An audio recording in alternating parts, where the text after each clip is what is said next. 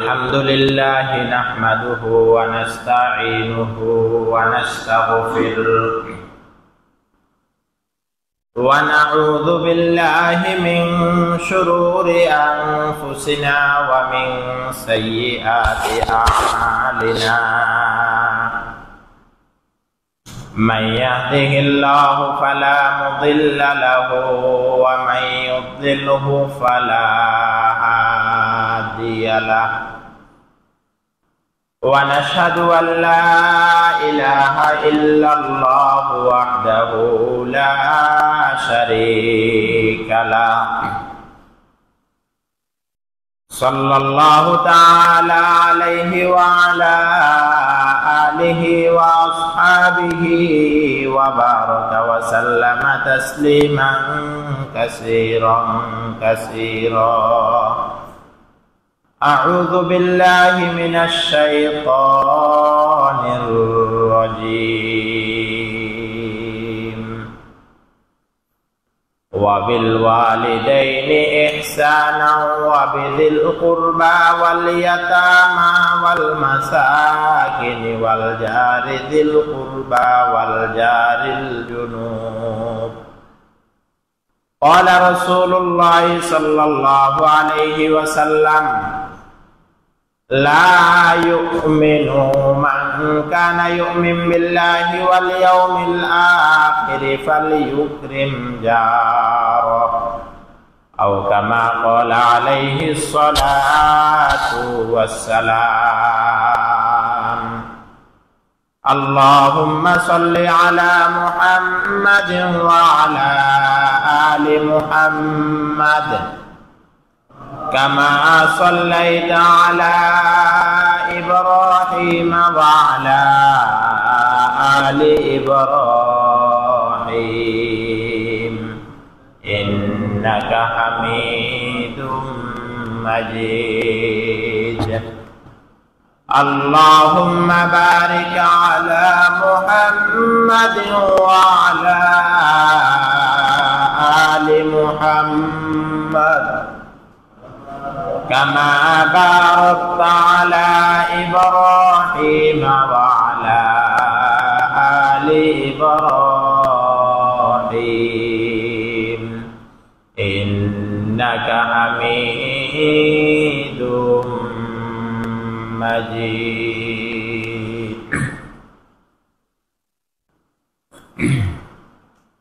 الحمد لله মহান রব্বুল আলামিনের দরবারে অসংখ্য অগণিত শুকর যে মহান রব্বুল আলামিন আমাদেরকে সব ব্যস্ততা থেকে অবসর করে মসজিদে আসার তৌফিক দিয়েছেন, এজন্য শুকর আদায় করি আলহামদুলিল্লাহ।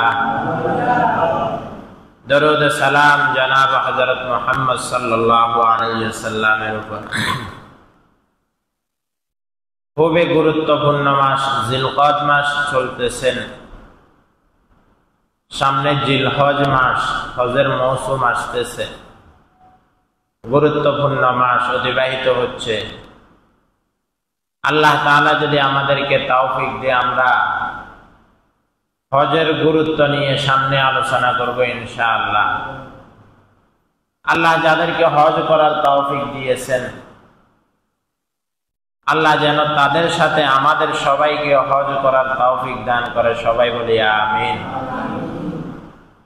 যারা বাইতুল্লাহ জিয়ারত করে, যারা হজরে আসওয়াদ চুমা দেয়, যারা সেখানে লাব্বাইক লাব্বাইক বলবে, আল্লাহ যেন তাদের সাথে আমাদেরকেও কবুল করে, আমরা সবাই বলি আমিন।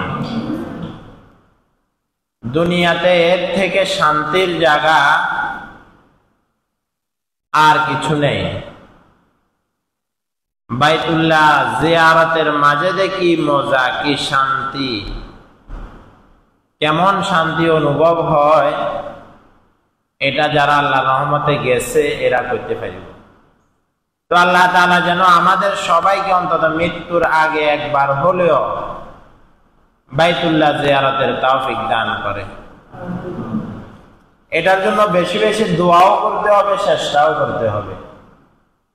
অনেক সময় দেখা যায় টাকা পয়সা আছে কিন্তু হজম বা করতে পারে না, কারণ আল্লাহ তাকে, তার টাকা পয়সা আছে, টাকা পয়সা তার হজ উমরার জন্য আল্লাহ তাআলা কবুল করে নেন।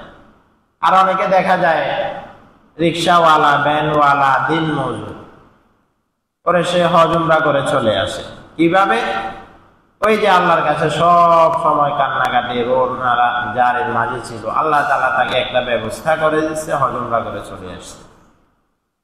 এই জন্য শুধু টাকা পয়সা, অর্থ সম্পদ, ধন দৌলত থাকলে হবে না, এগুলো আল্লাহ তাআলা কবুলও করা লাগবে। এই জন্য আল্লাহর কাছে দোয়া করতে হবে। যাই হোক, যে আয়াতখানা তেলাওয়াত করেছি সূরা নিসার 36 নং আয়াত তেলাওয়াত করেছি। এই সূরা নিসা আল্লাহ তাআলা মদিনা শরীফে অবতীর্ণ করেছেন। সূরা নিসার মধ্যে আয়াতের সংখ্যা প্রায় 166টি, 176টি সূরা নিসার আয়াতের সংখ্যা। আমরা যে আয়াতখানা তেলাওয়াত করেছি সূরা নিসার 36 নং আয়াত। সূরা নিসার মাঝে আল্লাহ তাআলা মহিলাদের সাথে আচরণ কেমন হবে, তাদের সাথে কথাবার্তা কেমন হবে, তাদের হক কেমন হবে, প্রতিবেশীর হক কেমন হবে, কোন মহিলাদের সাথে যদি স্বামীর মিল মোহাব্বত না থাকে, তার সাথে যদি সম্পর্ক রাখতে না চায়, তাহলে তাকে কিভাবে সম্পর্ক তার থেকে বিচ্ছিন্ন করবে, এই নিয়ে সূরা নিসার মাঝে আল্লাহ তাআলা বিস্তারিত আলোচনা করেছেন। এই সূরার 36 নং আয়াতের মাঝে আল্লাহ তাআলা বলেন, ওয়া'বুদুল্লাহা ওয়া লা তুশরিকু বিহি শাইআন ওয়া বিল ওয়ালিদাইনি ইহসানা। আল্লাহ তাআলা মানব জাতিকে বলেন, ওয়া'বুদুল্লাহ, একমাত্র ইবাদত করবা, ওয়া'বুদুল্লাহ, আমি আল্লাহ। ইবাদতটা হতে হবে কার ভাই? আল্লাহ। ওয়া লা তুশরিকু বিহি শাইআ, তবে খবরদার আমি আল্লাহর ইবাদতের সাথে অন্য কাউকে সংযুক্ত, শরীক করা যাবে না, অন্য কোন বস্তুকে অংশীদারিত্ব করা যাবে না। এরপরে আল্লাহ তাআলা আল্লাহর ইবাদতের সাথে অংশীদারিত্ব না করার সাথে সাথে আল্লাহ তাআলা বলেন, ওয়া বিল ওয়ালিদাইনি ইহসানা ওয়া বিযিল কুরবা ওয়াল ইয়াতামা। সবাই খুব মনোযোগ দিয়ে খেয়াল করতে হবে। আল্লাহ তাআলা এরপরে বলেন, ওয়া বিল ওয়ালিদাইনি ইহসানা ওয়া বিযিল কুরবা, তোমরা আমার ইবাদতের সাথে সাথে মা বাবার যথেষ্ট পরিমাণ খেদমত করতে হবে। মা বাবার যথেষ্ট পরিমাণ সাধ্য অনুযায়ী তাদের সেবা যত্ন করতে হবে। মা বাবার খেদমত, সেবা যত্ন নিয়ে আমরা পরবর্তীতে অন্য সময় আলোচনা করছি, আগে সামনে আল্লাহ যদি হায়াত দে করব। এরপরে আল্লাহ তাআলা বলেন, ওয়া বিযিল কুরবা ওয়াল ইয়াতামা ওয়াল মাসাকিনি ওয়াল জারিদিল কুরবা ওয়াল জারিল জুনুব। এরপরে আল্লাহ তাআলা ধারাবাহিকভাবে কার সাথে আচার ব্যবহার কেমন হবে একটা একটা আল্লাহ তাআলা বলেন। এরপরে আল্লাহ তাআলা বলে, ওয়া বিযিল কুরবা ওয়া বিযিল কুরবা। এরপরে নিকটবর্তী আত্মীয় স্বজন যারা আছে এদের সাথে তোমার চলা ফেরা, উঠা বসা, কথাবার্তা কেমন হবে। এরপরে আল্লাহ তাআলা বলে, ওয়াল ইয়াতামা, ইয়েতিমের সাথে আলোচনা কেমন হবে। ইয়েতিম, চাচা আছে, ভাতিজা এতিম হয়ে গেছে, ভাই মারা গেছে, এখন এই চাচা যে আছে, এই চাচা তার এতিম ভাইয়ের ছেলের সাথে, ভাতিজার সাথে ব্যবহার কেমন করবে, এই ভাতিজার সাথে তার কথাবার্তা কেমন হবে, তার আচার ব্যবহার কেমন হবে। ভাতিজার অর্থ সম্পদ কি চাচা ভোগ করবে, না ভাতিজাকে ভোগ করার সুযোগ দিবে, এ নিয়ে আল্লাহ তাআলা বলছেন, ওয়াল ইয়াতামা, ইয়েতিমের হক কি হবে। এখন ইয়েতিমের হক তো বিস্তারিত। আমরা বর্তমান সমাজের অবস্থা, যদি কোনো বাবা মারা যায়, তার যদি অবুঝ সন্তান থাকে, সন্তানরা এখনো প্রাপ্তবয়স্ক হয় নাই বা বুঝদার হয় নাই, যদি ওই বাবার ওই ভাইয়ের যদি অর্থ সম্পদ থাকে, তাহলে আমরা চিন্তা করি কিভাবে আমি আমার ভাতিজাকে ঠকিয়ে আমি আমার ভাইয়ের অর্থ সম্পদ দখল করতে পারবো। কথা বলেন ঠিক কিনা?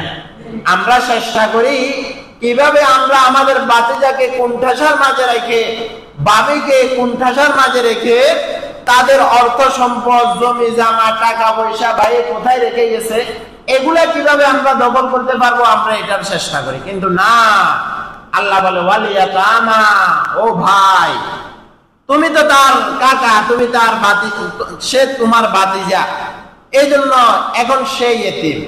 এই জন্য এতিমের ফজিলত সম্পর্কে রাসূল বলেন, এতিমের দেখাশোনা তো পরের কথা, যদি কেউ যদি মায়ার নজরে কোন এতিম একটা বাচ্চার মাথার উপর হাত রেখে তার জন্য দোয়া করে, তাকে সান্ত্বনা দেয়, তো কি হবে? তোমার বাবা মারা গেছে, সমস্যা নাই তো, আমি তোমার চাচা, তোমার বাবার মতো আমি আছি, তোমার কোনো সমস্যা হবে না ইনশাআল্লাহ।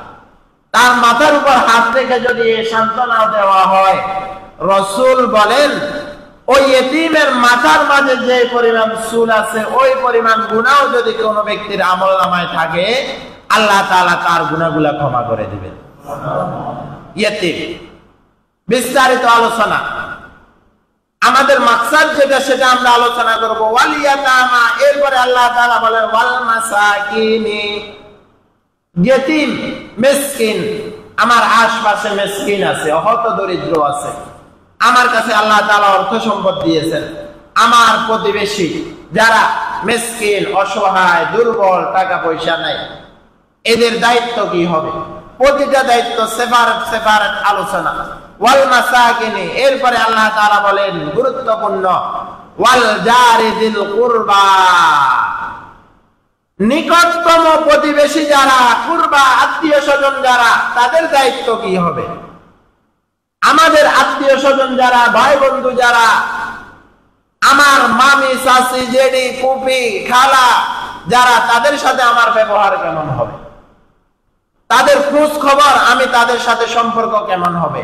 ওয়াল জারি যিল কুরবা ওয়াল জারি জুনুব, এরপর অপরিচিত যারা, তাদের সাথে আমার সম্পর্ক কেমন হবে? তাহলে আল্লাহ তাআলা এখানে পয়েন্টে পয়েন্টে বিষয়গুলো আলোচনা করেছেন। আমরা যে বিষয়টা আলোচনা করব সেটা হচ্ছে যে আমাদের প্রতিবেশী, ওয়াবিদিল কুরবা, নিকটতম আত্মীয় স্বজন যারা, ওয়াল জারি বিল কুরবা ওয়াল জারি কুরবা, আর আমাদের আশপাশের প্রতিবেশী যারা, তাদের দায়িত্ব কি আমাদের উপর? প্রতিবেশীদের দায়িত্বটা আমার কি? এই নিয়ে আল্লাহ তাআলা কি আলোচনা করেছেন, রাসূল কি বলেছেন? আল্লাহর হাবিব হাদিসের মধ্যে বলেন লা ইউমিনু, কি হয়েছে? সবাই আমরা খেয়াল করি।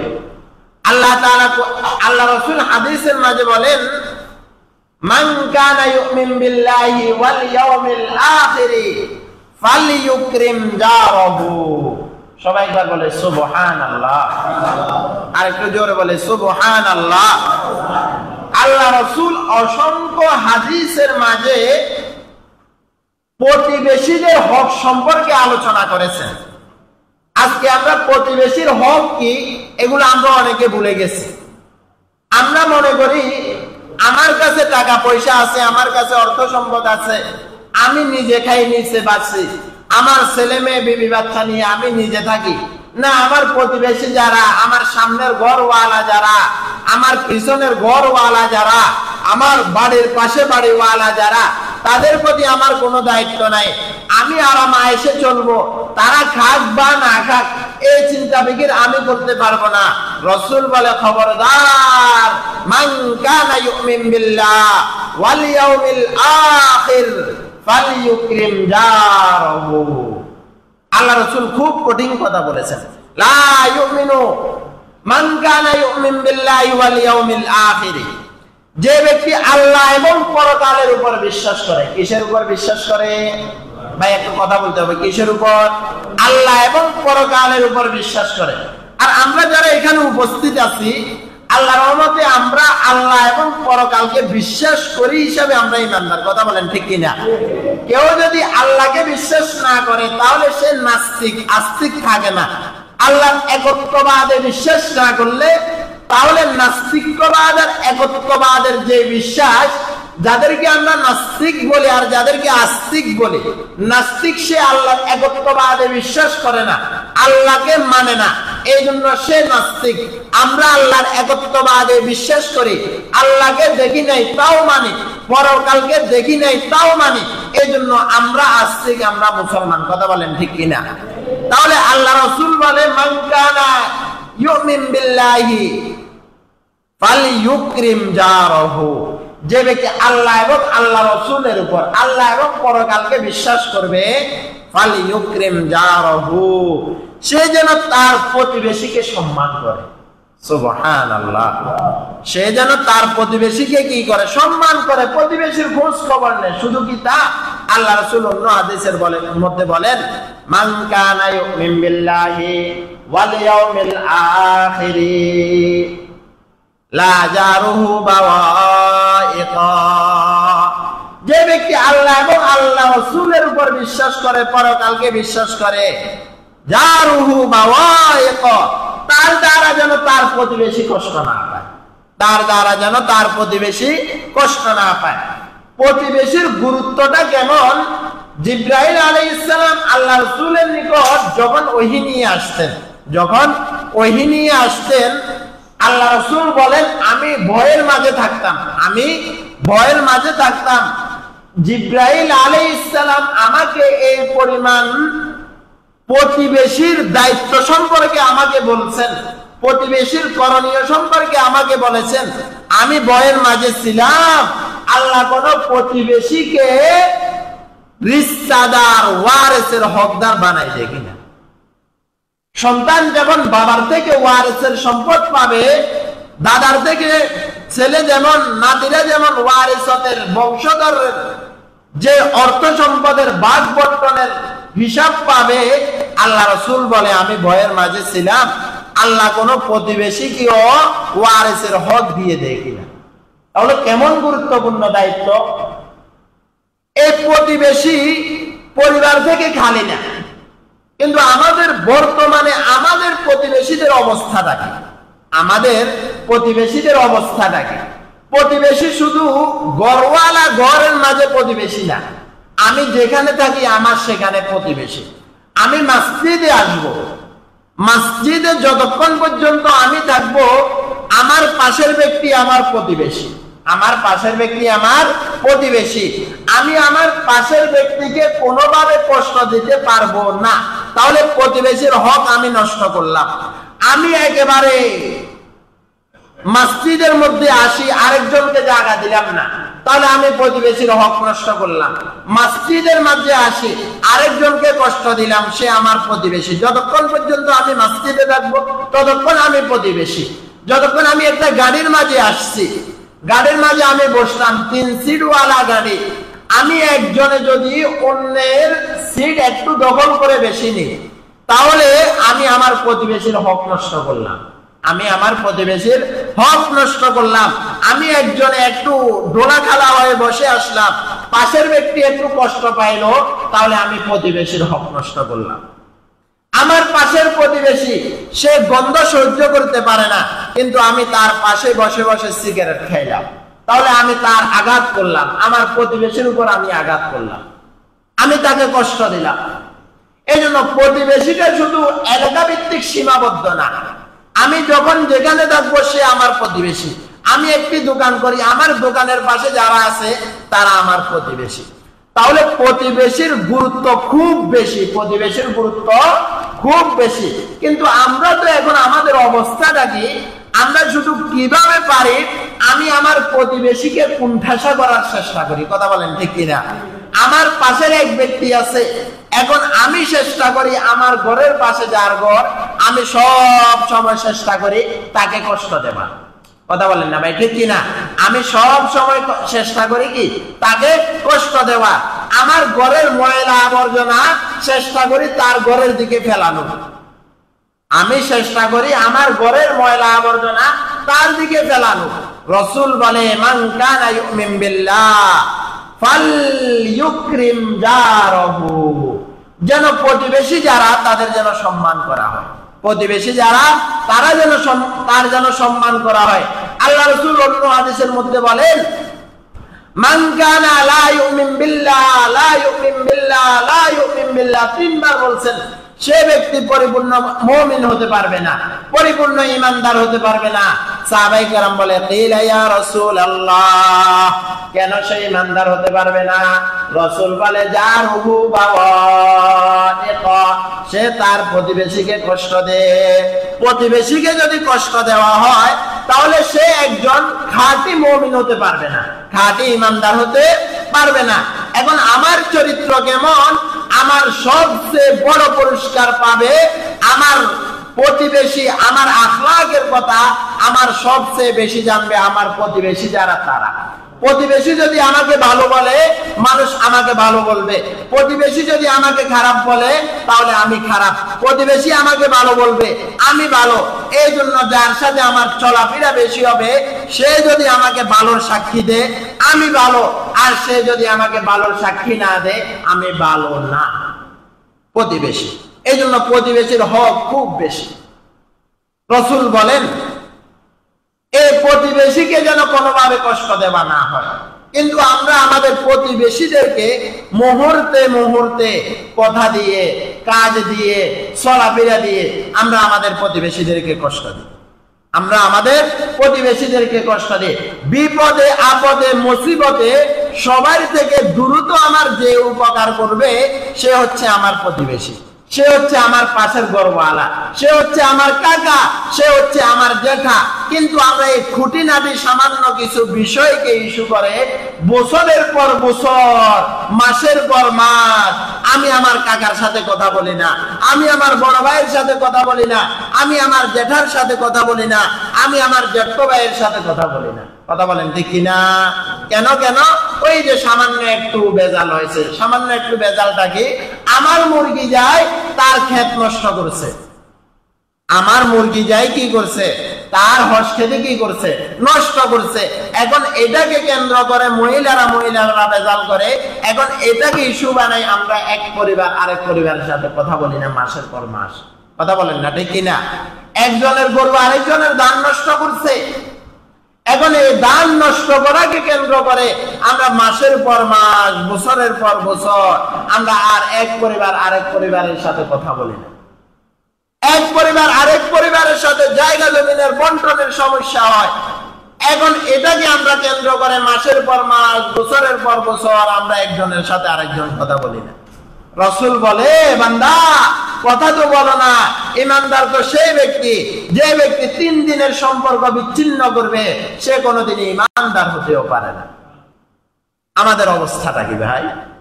এই জন্য প্রতিবেশীর হক খুব বেশি, প্রতিবেশীর হক খুব বেশি। প্রতিবেশীকে কোনোভাবে কষ্ট দেওয়া যাবে না। আমার কাছে টাকা পয়সা অর্থ সম্পদ বেশি হয়েছে, আমার ভাইয়ের কাছে অর্থ সম্পদ একটু কম। এখন আমি আমার ভাইয়ের ঘরের সামনে দিয়ে বিশাল করে 3 তালা একটা ভবন তুলে ফেললাম, বিশাল করে 3 তালা একটা ভবন তুলে ফেললাম।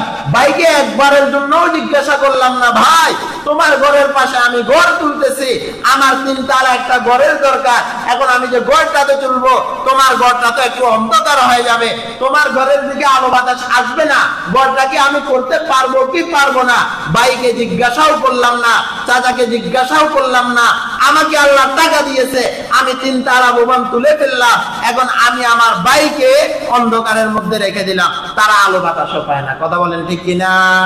আমি আমার প্রতিবেশী যারা, তাদের উপর আমি অন্যায় করেছি, প্রতিবেশীর উপর জুলুম করেছি। আর জুলুম যেহেতু করেছি, রাসূল বলে সে কোনোদিন ঈমানদারও হতে পারবে। মুহূর্তে মুহূর্তে আমরা এভাবে আমাদের প্রতিবেশী যারা, যখন যে যেখানে আমরা প্রতিবেশী, তাদেরকে আমরা কষ্ট দিচ্ছি। তাহলে আমি যে তাকে কষ্ট দিচ্ছি, আমার ঈমানের অবস্থাটা কি?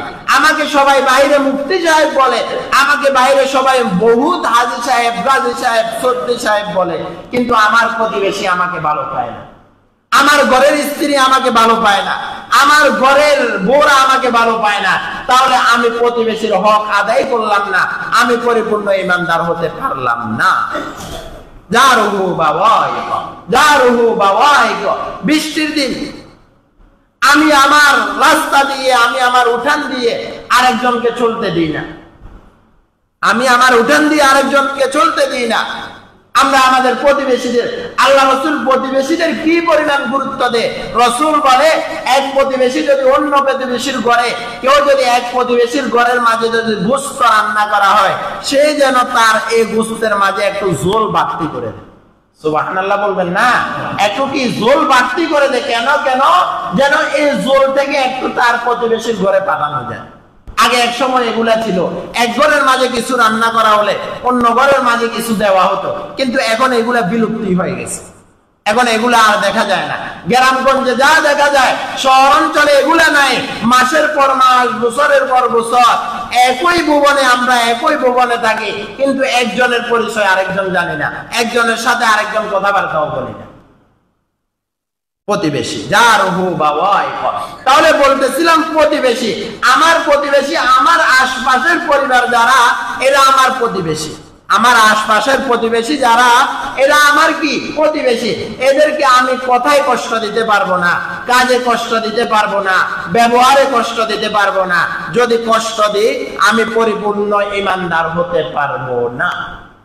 পরিপূর্ণ ঈমানদার হতে পারবো না, পারবো না। এখন নিজেরা একটু চিন্তা করতে হবে যে আমি আমার পাশের প্রতিবেশীকে কষ্ট দিচ্ছি কিনা, আমি আমার ভাইকে কষ্ট দিচ্ছি কিনা, আমি আমার কাকাকে কষ্ট দিচ্ছি কিনা, কাকা আমাকে কষ্ট দিচ্ছে কিনা, যেটা ভাতিজাকে কষ্ট দিচ্ছে কিনা। এগুলো আমরা নিজেরা একটু হিসাব মিলাতে হবে।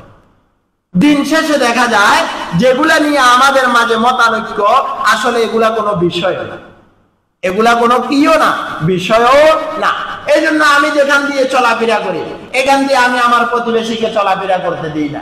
এটা আমার জায়গা, তো কি হয়েছে, কিন্তু প্রতিবেশীকে এখান দিয়ে হাঁটতে দিই না। না, আমি তোমাকে এখান দিয়ে হাঁটতে দিব না, এটা আমার জায়গা। রাসূল প্রতিবেশীকে হক সম্পর্কে কেমন বলে?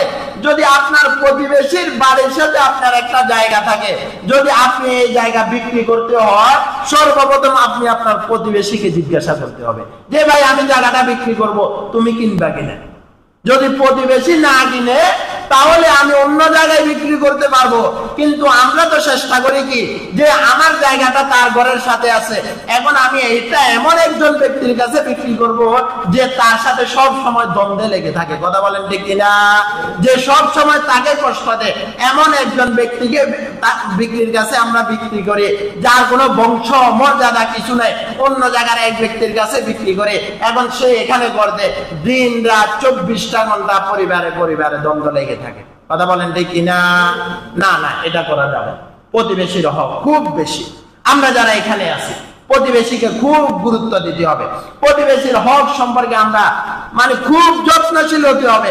আমার পানিগুলা, আমার ব্যবহৃত পানিগুলা আমি কোন জায়গায় ফেলাচ্ছি, আমার কলের পানিগুলা কোন জায়গায় যাচ্ছে, আমার প্রতিবেশীর কষ্ট হচ্ছে কিনা, গন্ধর দ্বারা কষ্ট হচ্ছে কিনা, প্রতিবেশী এখানে ওযু গোসল করবে, আমার পানিগুলা যদি সেখানে পড়ে তারা ওযু গোসলে কষ্ট পাবে কিনা, এটা প্রতিবেশীর হক। আমরা চেষ্টা করতে হবে।